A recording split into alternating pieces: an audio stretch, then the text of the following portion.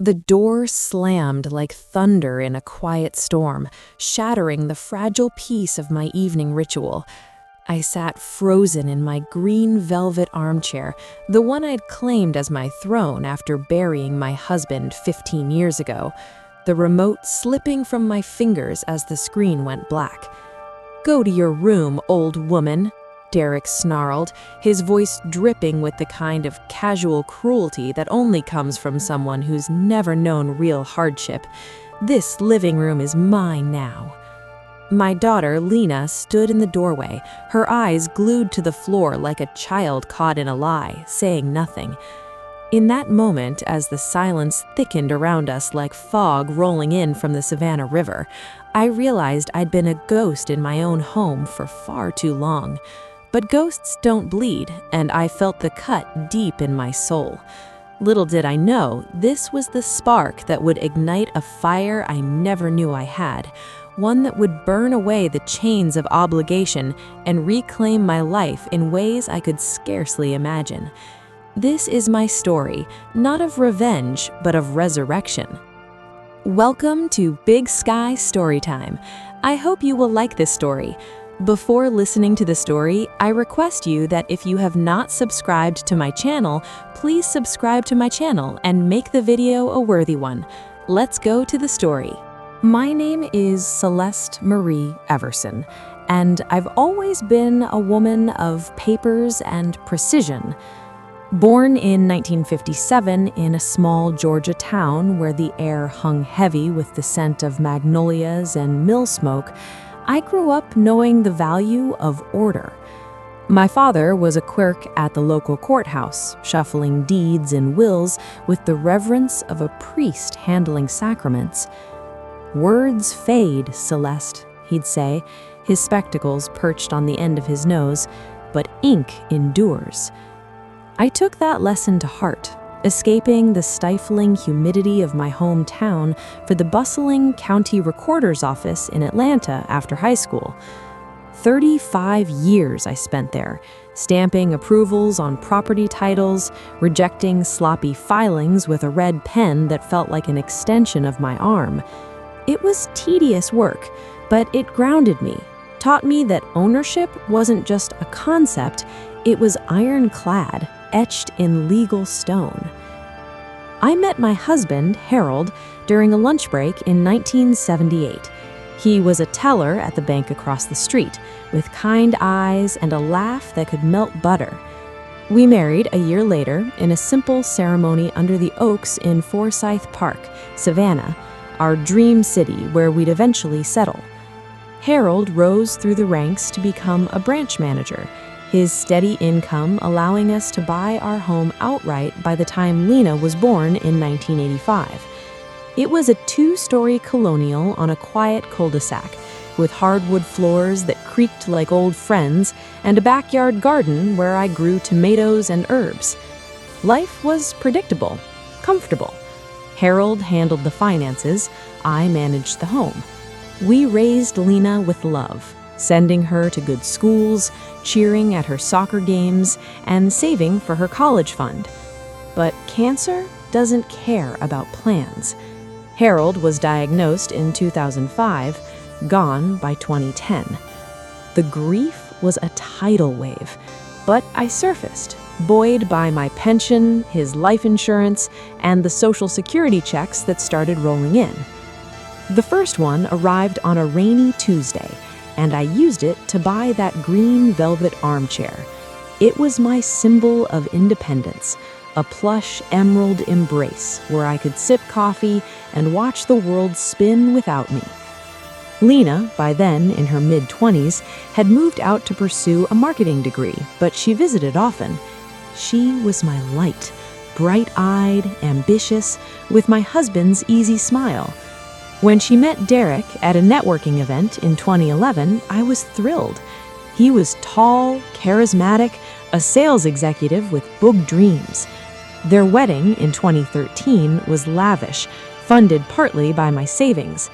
"Mom, you're the best," Lena whispered as we danced at the reception.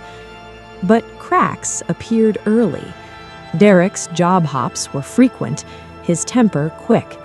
By 2021, amid the pandemic's economic fallout, they were drowning in debt. Rent arrears, car payments, credit cards maxed out. "Just temporarily, Mom," Lena pleaded over the phone, "until we get back on our feet." How could I say no? The house had empty rooms echoing with memories. I welcomed them with open arms, converting the guest suite into their space. At first, it was harmonious. Derek helped with yard work, Lena cooked dinners. We'd share evenings in the family room, laughing over board games or streaming movies. I paid the bills without complaint. The utilities tripled, but my investments covered it. The fiber optic internet for Derek's remote work, the premium cable with every sports channel imaginable, even a supplementary credit card for Lena's groceries. Family helps family, I told myself, echoing my father's ethos. But gratitude has a shelf life. Derek's thanks grew sparse, replaced by entitlement. He'd sprawl on the couch, feet on the coffee table I'd polished weekly, barking orders like a petty king. "Celeste, turn down that racket. I've got a call." My news watching became noise. Lena, caught in the middle, chose silence. I'd catch her glancing apologetically, but words never followed. I adapted, shrinking my presence, headphones for TV, eating in my room to avoid interrupting their meals, leaving the best cuts of meat for them while I nibbled edges. Flashbacks haunted me in quiet moments, like the time in 2022 when Derek forgot my birthday, using the living room for a poker night with buddies while I sat alone with a store-bought cake. Or last Christmas, when he vetoed my traditional ham for his preferred prime rib, charging it to my card without asking. Lena defended him. "He's stressed, Mom. Work's tough." I nodded, swallowing the bitterness. At 65, I felt invisible, a relic in my own domain. My joints ached from arthritis, my gray hair thinned, but my mind remained sharp, honed by decades of scrutinizing fine print. Friends urged me to speak up. "Celeste, it's your house," my old colleague Martha said over coffee, but I feared fracturing the family. Until that fateful evening. The air was crisp that October night in 2025, the kitchen fragrant with peach cobbler I'd baked from scratch, my grandmother's recipe, a comfort in chaos. The TV murmured softly, election updates, weather forecasts. My coffee cooled on the end table, steam curling like whispered secrets. Then the front door crashed open. Derek stormed in, tie loosened, face flushed. Another bad day at the office, I presumed. Lena trailed behind, arms laden with shopping bags from upscale boutiques, her posture defeated. He planted himself before the screen and snatched the remote. Click. Darkness. "To your room, old woman. I've got the game on. The family room is mine now." His words landed like slaps, echoing in the sudden silence. I shifted my gaze to Lena, pleading silently for intervention. She fidgeted with a bag, eyes downcast. Betrayal sliced deeper than his shout. In that instant, clarity washed over me. Not hot anger, but icy resolve. 35 years of deeds taught me, possession is 9/10 of the law, and I held the 10th. I rose slowly, knees cracking like dry twigs, the sound punctuating the tension. Derek flopped onto the couch, my couch, cracking open a soda from the fridge I'd stocked. He didn't glance my way. I was furniture to him. Passing Lena in the kitchen, I noted her white knuckles, but said nothing. In my bedroom, I bypassed the bed for the dresser. Bottom drawer, a stiff leather pouch, untouched for years. Inside, keys jangled, spares for every lock, and a blue folder bound by elastic. Fingers trembling slightly, I leafed through. The original deed from 1988, Harold's and my names crossed out after his death, mine alone now. Yellowed edges, but the seal gleamed. Power pulsed through the paper. Glancing in the mirror, I saw the grandma archetype. Short gray hair, glasses on a chain, linen trousers, navy blouse. Camouflage, I realized. As long as I played the doting elder, they ruled. Time to shed the skin. Back in the family room, Derek had cranked the volume on the sports channel, commentary blaring. Lena clattered dishes, avoiding eye contact. I strode to the front door, heels clicking on hardwood, a formal declaration. Derek smirked over his shoulder. "Taking a stroll, Celeste? Don't get lost at your age." His sneer fueled me. I twisted the deadbolt, surveyed the room one last time, the framed Savannah riverfront print Harold loved, the rug I'd vacuumed faithfully, Derek's oblivious back, Lena's shadow. Keys cold in my pocket, invigorating. I stepped out, closing the door firmly, period at sentence's end. Outside, twilight painted the neighborhood in soft purples. I hailed a cab at the avenue, heart pounding not with fear, but exhilaration. Grand Hyatt downtown, I directed, voice steady. In the back seat, I dialed a number from memory. Andrew V. Sterling, attorney at law. We'd crossed paths professionally, him litigating disputes, me rejecting flawed titles. "Celeste, it's nearly 9 p.m. Everything all right?" His voice, gravelly from years in court, held concern. "I've woken up, Andrew. I need your help." Pause.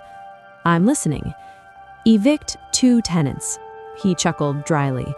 "You mean your daughter and son-in-law?" "Precisely." I detailed the incident, the years of freeloading. "No lease, all expenses mine. Terminate gratuitous use. Notice to quit." He whistled. "Determined, aren't you? Moral abuse at least. I'll draft it, 30 days standard. My junior, Roman Cruz, will serve personally tomorrow. Include warnings, 24 hours to grasp reality, back rent billed, holdover penalties." "You're a force, Celeste. Office at 8 a.m.? The cab pulled up to the Hyatt, doorman swinging the door wide. "Luggage, ma'am?" "Just my purse and reclaimed dignity." The room enveloped me in lavender luxury, king bed, large TV, minibar. I tuned to my channel, volume to taste, ordered soup and Cabernet. Savoring each bite, I visualized their morning, Derek's groggy rage, Lena's frantic smoothing. The law's gong would ring soon. Sleep came deep, dreamless. Dawn brought a hot shower, same clothes but renewed posture.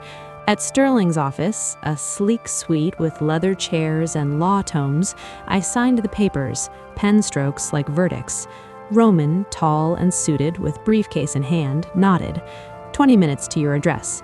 I waited in reception, coffee sweet, clock ticking. At 9:30, my phone vibrated. Lena. I let it ring thrice. "Mama, a man's here with documents. Derek's screaming. Where are you?" Calmly. "Roman's from the firm. Read the notice. Tell Derek the old woman's unavailable for screams." "Eviction? You've lost it." "No, Lena. Found it. Comply." Click. Texts flooded. Fury. Please. I ignored, pulling out my pension statement, soldiers of figures assuring independence. Transfers log. Car down payment, family support wires. Habit of paperwork, my shield. Andrew offered tea, I requested more. Suspend utilities in my name. Internet, cable, landline, supplementary card.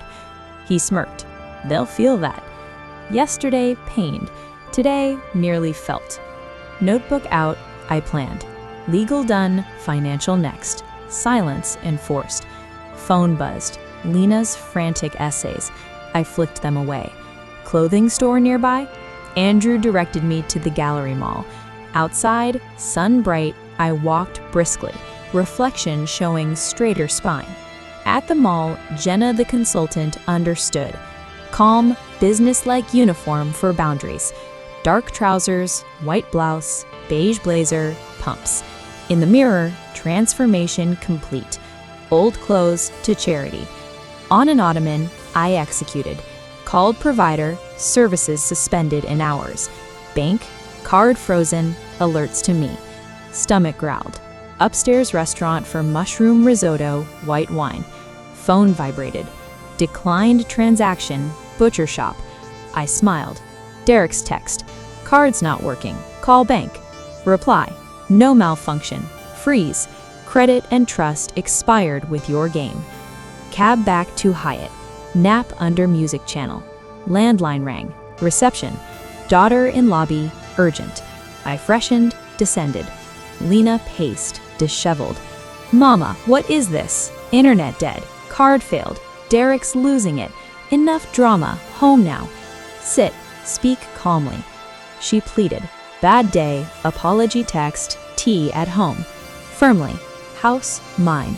30 days. Utilities off. My expense closed. She flared. Ruining his work. Co-working, cafe, his mother's. Revelation. Divorce threat. Not marriage. Hostage. She recoiled. Cruel. Adult. Use your head start. Silence, then plea for internet. No. Tomorrow, 10 a.m., Sterling's office. She left defeated. Email from Andrew. Notice confirmed. Derek's emails backfired. Reprimand. Haste fears sister. Next morning, office tense. Derek blustered in with lawyers, but deeds unassailable. No lease, no rights. They conceded. 30 days firm. Days blurred. More pleas ignored. Utilities dark. I explored city, museums, cafes, rediscovering self. Week 2, Lena alone. He's investing our savings poorly. Advice. Audit. Independence. Bond mended slightly. They vacated on day 29, apartment rented. House mine, I redecorated. Fresh paint, new cushions. Volunteered at the library. Hosted book club. Lena visits sans Derek. Respect newfound.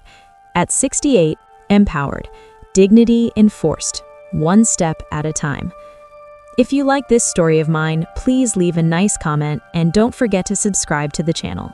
Thank you.